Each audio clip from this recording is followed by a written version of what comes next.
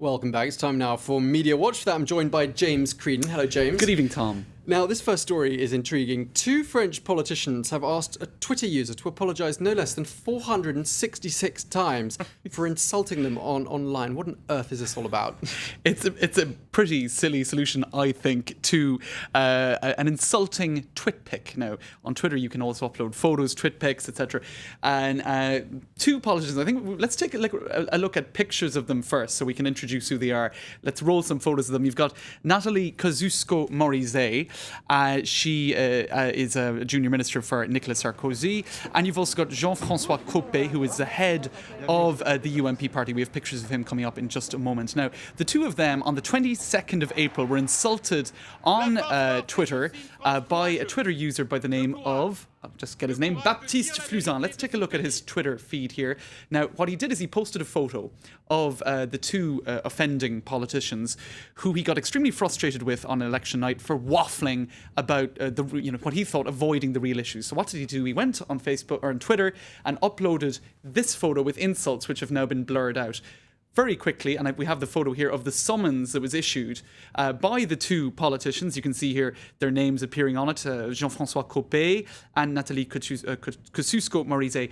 They asked him to pay a symbolic fine of €1, legal fees of €5,000, and to tweet 466 times that he was very sorry for having caused any insult to the two politicians in question. Now, the irony of all that, of course, is as this well-known French lawyer and blogger points out, look, if you start talking about this, 466 was the number of times that the offending tweet was viewed. People are going to look at it more than 466 times, perhaps 466,000 times if it really took off. And he warns against what he calls a bad buzz, or that the thing could just turn sour and turn back, a boomerang back against the two politicians in question. Now, what the Baptiste Fluzan, the Twitter user, is pointing out here is that the figure of 466, he thinks is actually incorrect. He points out the number of times the tweet was liked on Facebook, shared on Google Plus, and tweeted, and he says that does not add up to 466.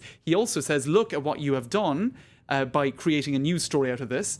The number of times it's been viewed, which has increased thanks to you, to 1,000. It might be difficult to see there, 1,084. That was a screenshot he took this afternoon. So really, it's another case of politicians trying to muzzle social media in cases where it's not very flattering and really probably not doing a very good job at it.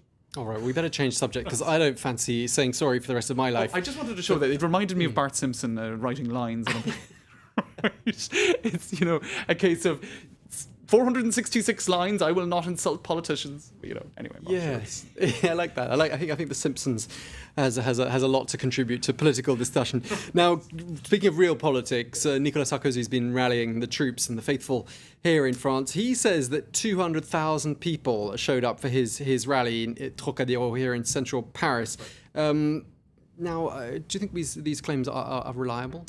Well, there were headlines this afternoon on a number of media since then. The Huffington Post has moved on to something else, saying 200,000 people at Trocadéro, 200,000 people have turned out. Now, online, as happens at all of these rallies, really, those figures are being questioned. Now, what some people are saying here, 200,000 people at Trocadéro, which is a square near the Eiffel Tower in Paris, they must be really old. They're still counting in francs. Perhaps they should divide by 6.5, which was the original exchange rate.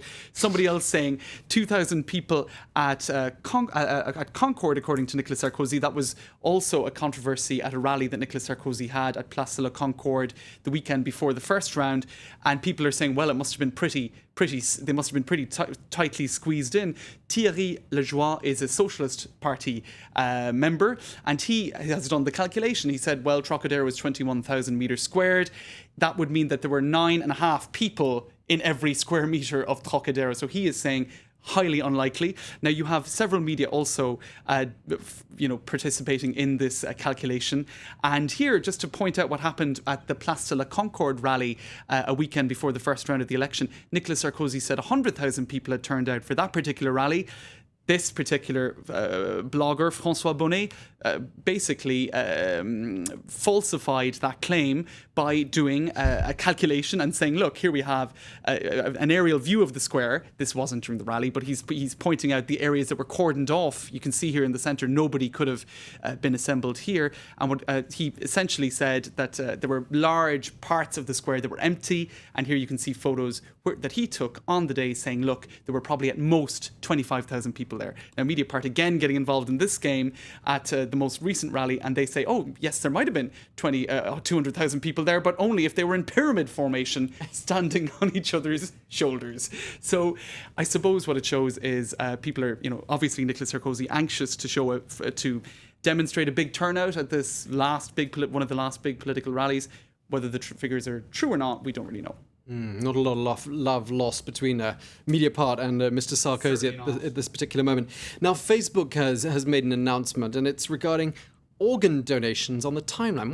What's this about? All right, well, this was an announcement today by Mark Zuckerberg, the owner. Here is the actual page on Facebook where they made the announcement. Essentially, and here you can see it, there is an organ donor option on the timeline in the US version of Facebook and in the UK. So for now, it's not worldwide. So the idea is if you want to donate an organ or your organs, you can make that known to the Facebook community, and that is seen then as, I suppose, consent if you die and you want to donate your organs. Now, the Huffington Post and other media have been pointing out that Facebook has in the past facilitated people who have sought organ donations. There's one example here in Seattle, a guy called Damon Brown who set up a page, and he did indeed find somebody. So perhaps an interesting way to exploit Facebook for those ends. Some pointing out, though, that there are privacy issues as regards Facebook. Facebook took my privacy, now it wants the rest of me, saying that perhaps that Facebook is becoming present in all parts of our lives at this point. All consuming.